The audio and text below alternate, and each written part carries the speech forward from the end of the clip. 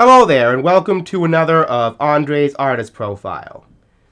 Well, this is one artist profile that I've been looking forward to making since I started making these YouTube artist profiles. Now, several months ago, a good friend of mine on YouTube, at least musically, Scotty, from the Scotty's Record Shop channel, go subscribe to him if you're into music. He does some great artist profiles for vinyl records, did Daryl Hall and Hall Oates at my request. Thank you, Scotty, if you're watching this, to the vinyl community. I'm doing here, but we all listen to music. We shouldn't be prejudiced to the medium.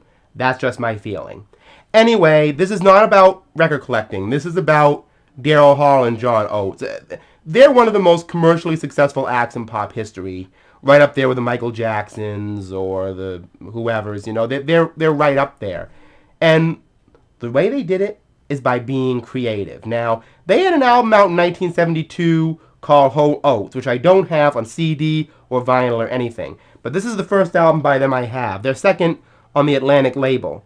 It's called Abandoned Luncheonette. Now, they had a song on here called She's Gone.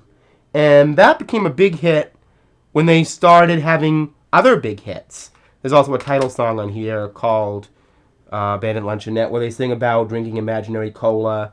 Interesting song. There's a lot of 60s singer-songwriter influences on this album. But it's Daryl Hall and Hall Oates, and they still got that soul. Now, this album... I love that cover. I really do. It's the Silver Album, they used to call this. In the image department in the 70s, they definitely love the airbrush. But musically, oh my goodness. Sarah's Smile. There's a lot of Hall Oates on this album, actually. I love that inside cover. Talk about homoeroticism. Anyway. Their image contrasted so strongly with their music, which was some of the best arranged in that area. It was like they were working for Gamble and Huff, really, these guys. And this Silver Album opened up a whole new area for them to be successful. And it just really...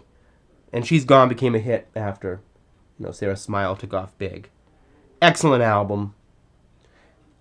This actually is my personal favorite Hall & Oates album from the 70s. Bigger Than Both of Us. And this has gone in and out of print on CD. And the hit on this album was Rich Girl, which is now an iconic song. But this album is filled with a lot of funk.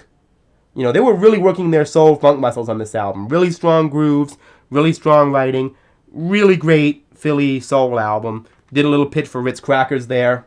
I love that. There's the back cover to it. Came out originally in 1976. Now, this is their next album, Beauty on a Back Street. Now, this album is really more, I suppose, what you'd call... I don't like these terms because they're pejorative and really derogatory and insulting. But I suppose if you wanted to categorize this album, it's a lot more in the yacht rock or soft rock category than, the other ones. These are the ones I just showed you before were much more funk and soul. This one has a little more guitar on it, but it's softer. It wasn't their most successful. They didn't have any big hits off of it. But it's a really good album, actually. A bit of a commercial sag, but it's a really good album. This album came out in 1979. Boombox in a Bag. It's called Ecstatic. David Foster produced this. He was producing a lot of stuff in the 1979, and 80 period. Average White Bands, Shine, 1980. Earth, Wind & Fire's, I Am, the same year. This album is a very glitzy, very heavily produced dance rock record. There's some songs on here that are really, really very uncommercial, and very dance-oriented and very groove-oriented. But Wait For Me became a huge hit and kept them going for the rest of the 70s and into the early 80s. Of course, they basically set themselves free to produce themselves, and the success of this album soon became, just a drop in the bucket when this album came out in 1980, Voices. Now, this was part of the collective soundtrack of growing up in the early 80s. You Make My Dreams, Kiss on My List. Okay. You know the deal. Now, as an album, this is actually very interesting because there are some songs on here like Got a Lot of Nerve, How Does It Feel to Be Back, that actually sound, well, I wouldn't say punky, but more new wavy, or somewhat even more like Tom Petty. You know, they were still a little more rocky on this album, you know, but that sound they got on their big hits started here, and this became one of their first iconic albums. And by having those hits, they got people to celebrate the less commercial stuff on this album, too. So it became a big album. Their first big iconic album of the 80s. Followed up, of course, by this. Even Michael Jackson admitted that he used I Can't Go For That, No Can Do for Billie Jean. Maybe one of the best songs of the 80s, period. Okay? But they also have Did It In A Minute on this album. They also have Private Eyes. This album really began their history of being a humongous 80s hit parade. And there were some other songs on here that I love too. You know, Unguarded Minute. You know, this album really catapulted them into, you know, an album hit kind of group, you know. Multiple hits out of an album. In 1981, Private Eyes. Here's the CD. There's a picture inside. It's a remastered edition with bonus cuts. This is not a remastered edition. This is H2O from 1982. Probably one of the best full-on productions they ever did.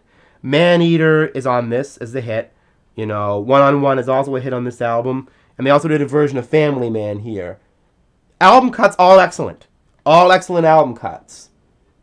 One of their best albums. Okay, here we are. Big Bam Boom, 1984. You're Out of Touch was the big hit here, obviously. And Method of Modern Love, a very quirky song to be a hit, but, you know, did very well for them, I have to admit. This was their last big hit kind of record, and ended their relationship with RCA. And they moved over to Arista for this album in 1988, Oh Yeah. And, you know, I think they had a hit with this. I don't really recall the name of it. But I don't think it really did that well for them. They were kind of perceived as a little past their prime. There had been a lot of space between this and their last album. And their run had kind of ended. But did pretty well for them. Finding in a lot of budget bins now, this album. Still really good. It's Hall Oates. This album is almost exclusively found in budget bins. And I didn't think I was going to like this at first. It's a bit of a change for Hall Oates. A bit more acoustic. Came out in 1990. It's called Change of Season. They were starting to move more toward a kind of a... You see the acoustic guitar? Kind of an acoustic guitar rock kind of direction with some soul influences. It's not the Hall Oates that a lot of people know, but it's still a pretty good album. An unsuccessful attempt at reimagining their sound. Didn't work commercially, but still, you know, not too bad. This was their last try at an album for a long time, which was recorded in 1997, Marigold Sky. Something you can find often enough at the Goodwill. It's on some label called Push. I don't think they had much success with this album, but you know, it's Hall Oates. You know, I don't know what people pick on Hall Oates. Anyway, this is the album, the first CD I ever had by them. It was an Easter gift from my dad, because you know how much I love their hits. This just got me addicted to buying their albums, and I've saved this because, well, for one thing, it has the promotional adult education 12-inch single, which I don't have, and Say It Isn't So, which is only available, of course, on that, Rock and Soul Volume 1 CD. This album came out in 2001. I saved this. And also it's a laugh from the Along the Red Ledge album, which I don't yet have. There's a few gaps in my Hall & Oates collection, but anyway. So Daryl Hall went solo in the late 70s and released this album in 1980. Made in 77, produced by Robert Fripp, but released in 1980. This is called Sacred Songs. It doesn't sound anything like Hall & Oates. It doesn't even sound like Beauty on a Backstreet. Sounds like a Robert Fripp record, basically. You know. But Daryl Hall shows that he has a completely different musical side of him on this album. Released on Buddha Records reissue. This album came out in 1986. A little bit of a funny aside. This is actually a much better album than people give it credit for. A lot like Bim Bam Boom by Hall Oates. This album, Three Hearts in the Happy Ending Machine, is basically a very Jeff Lynne kind of rock and soul production with a Lord Leslie amp, that kind of thing. And one of my favorite songs on this, Dreamtime, was actually used in this Disney parody of MTV called DTV. Right around this time of year, Halloween, back in the 80s. I thought it was ELO when I first heard it, because the musical sound is not particularly Hall & Oates. Sounds more like an ELO production, the way it's been arranged and everything. But I love this album. There's a lot of good songs on it. This is, I believe, his second album, Soul Alone, from 1994. I heard his version of Marvin Gaye's When Did You Stop Loving Me on the radio before I ever heard Marvin Gaye doing it. And I didn't know it was Daryl Hall either. I just liked the song, I liked the singer, and then I found out it was him. And if you've heard that, that's pretty much the sound of this album. Very early 90s soul. Has that kind of hip-hop R&B drumming style to a certain degree. It's the 90s, so, you know, their classic sound was just eroded by that necessity. But still a great album. It really is still a great album. And that actually helps it out, that newer style. And Daryl Hall himself emerged with Laughing Down Crying a couple of years ago. Now, this album came out roughly around the time he was doing a show called Live at Daryl's House, which is still on late nights on a lot of TV stations. If you're out there looking, you should check it out. Anyway, that's my Hall & Oates collection. Well, Daryl Hall, John Oates, whatever, just, you know, together. I don't know what I'm going to do on John Oates' birthday, but I may have some more Hall & Oates. I have one of his solo records, but I just wanted to put in my Hall & Oates because they're one of my favorite pop groups ever. Because they're one of the most soulful and often funky pop groups ever, and have therefore influenced a generation of artists whose influences had actually once influenced them. So there's a cross-generational influence with Hall & Oates that I really enjoy, and their music is fantastic. Their hits are fantastic. Their albums are really good. They're really good artists. You should get into it. It's straight-out musical artists. They're really fantastic. Happy birthday to Daryl Hall.